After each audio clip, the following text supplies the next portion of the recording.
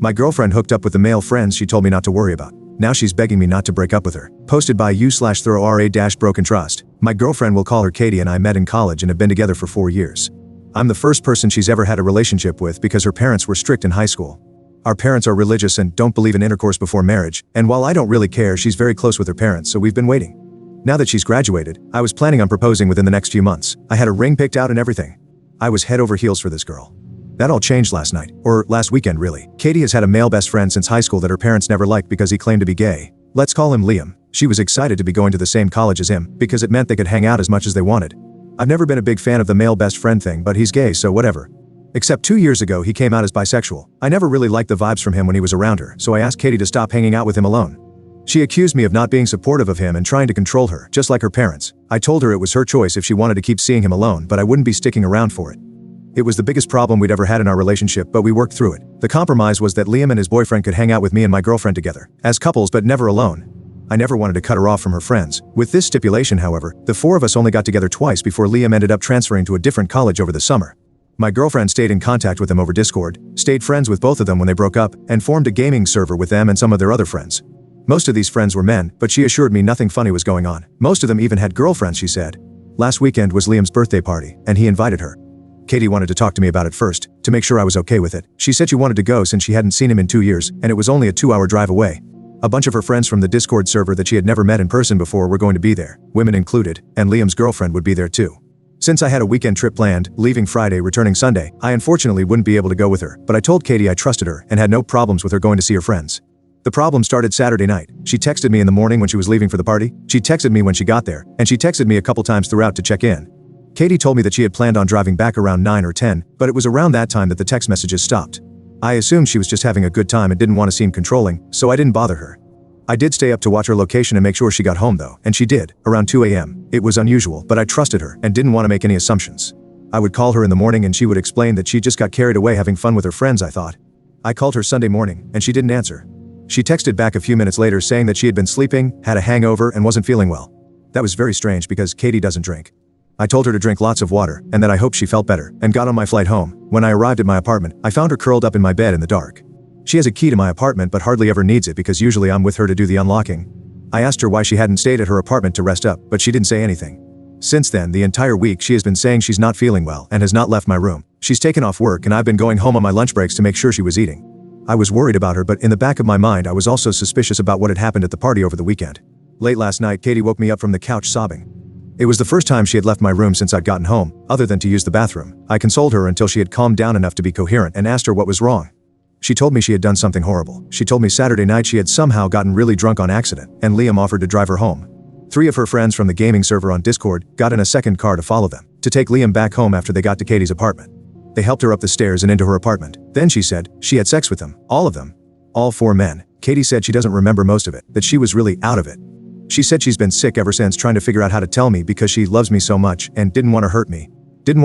But gave away her virginity, that she was supposedly saving for marriage to 4 other men, instead of the man who spent the past 4 years caring for her. She said she wanted to tell me right when I got back, which is why I found her in my apartment, but she couldn't bring herself to because she didn't want to lose me. She begged me not to break up with her. I told her I needed some time to myself to think. She then begged me not to make her go back to her apartment. I didn't feel like fighting, so I just told her she could go back into my room. I could hear her crying intermittently all night. I have to admit I was brought to tears myself. I can't believe how she would throw away our whole relationship, the 4 years we've built together, over one party. I was going to propose soon. I trusted her, and now it's broken. I'm at work and I haven't been able to focus all day. Part of me wants to tell her to get out the second I get home, if she's still there, and that I never want to see her again. Part of me wants to talk to her more and see if there's anything left to salvage. I can't tell which side is more unreasonable. How do I navigate this?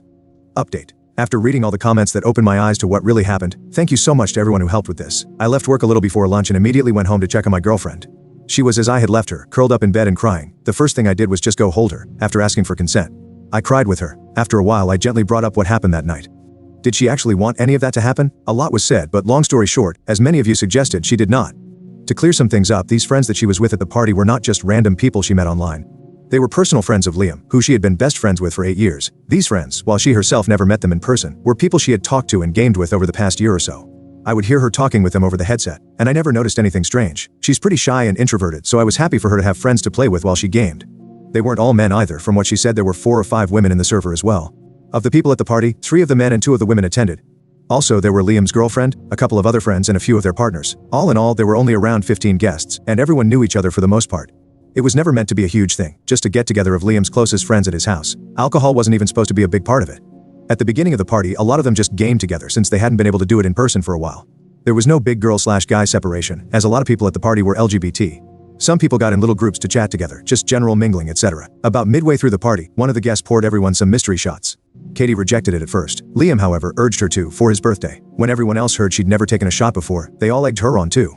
It was just one shot. Liam insisted it would wear off well before time for her to head home, and if not, she could just wait however much longer until she felt comfortable driving. She felt like she had to drink. From that point, things got a little less clear. There was more hanging out. There was more alcohol. People, she wasn't sure which ones, kept handing her drinks and insisting. She didn't want to ruin Liam's party, and she knew if nothing else, he would look out for her. She didn't feel right, but Katie said she thought he would have told her if something was wrong. And he kept telling her everything was okay. She remembers feeling really sick. She remembers seeing others passed out on the couch. She remembers Liam saying he wanted to personally take her home, driving her car, to make sure she was okay. He felt bad he had let her get so messed up, he said. She remembers one of her friends from Discord telling Liam he would follow them in his car to take Liam back after. And she remembers 2 more guys from the Discord getting in his car. She remembers Liam giving her a bottle of water in the car to help her sober up. She said they carried her up the stairs to her apartment while laughing. Being brought inside her apartment. I'm not going to describe any further than that. She didn't want any of what happened. Was she naive? Maybe. Did she probably miss some red flags? Make some choices she shouldn't have? Sure. Katie did not deserve that. The fault belongs with the men who did it. He didn't want to file a police report, and I'm not giving her an ultimatum. I've read up a lot on how horrific that can be, and I'm in full support of her decision. Of course, if she ever changes her mind and decides she does want to file a report, I'll be there for her through that too. What we are going to do is see a doctor. Part of the reason Katie says she spent most of this time curled up in bed is that she has been in a lot of pain. She really doesn't want to be poked and prodded at down there, but after some convincing and assurance, she agreed. She's going to be seen on Monday, and also going to get pregnancy and STI testing, which we're equally worried about. Done while we're there. Over the weekend, we've talked a lot. We've both cried a lot. There's been lots of hugs, and giving space when needed. I have opened up the curtains in the bedroom so she gets sunlight in there at least. For anyone who is concerned, no, I'm not making her go back to her apartment. For the losers who suggested it, no, I'm not leaving her, before or after her healing, to find someone who isn't damaged, and no, I will not be ratting her out to her parents. I'm taking the entirety of next week off to stay home and take care of her, go to as many doctor's appointments as needed, set up therapy, etc. I don't think I can ever make up for leaving her alone the way I did this past week, but I will be there for her through anything and everything that comes next, whatever that may mean. Again, thank you to everyone from my first post who helped me realize what an egocentric jerk I was being. I hope this update helps everyone who was concerned. Katie isn't okay right now, but hopefully we can get there.